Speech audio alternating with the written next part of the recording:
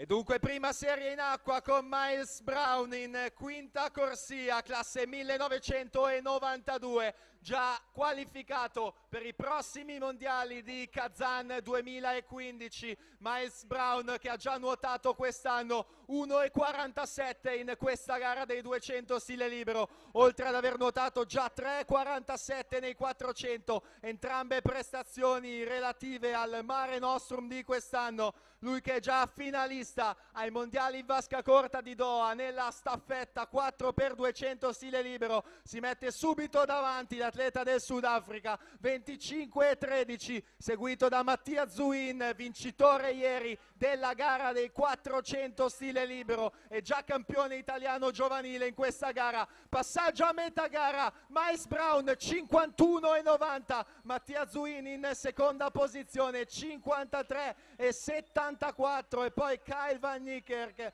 55,44 a metà gara. Dopodiché andremo in scena con i 200 farfalla femminili, ma siamo già dall'altra parte della vasca con Miles Brown che va ad effettuare ora la terza virata. Vediamo la situazione. Miles Brown 28,39 in questi 50 metri, Mattia Zuin 28,73, lotta aperta dietro tra Zurdoki e Van Niekerk per la medaglia di bronzo, ma Miles Brown, abbiamo ricordato le due medaglie vinte al Mare Nostrum, il quarto posto ai mondiali di Doha, lui che detiene più record della nazione del Sudafrica, si appresta ad andare a vincere qui al meeting di Treviso. Miles Brown 1,48,45, Mattia Zuin in seconda posizione 1,50,35 e per la terza posizione Brent Zurdoki 1,54,31.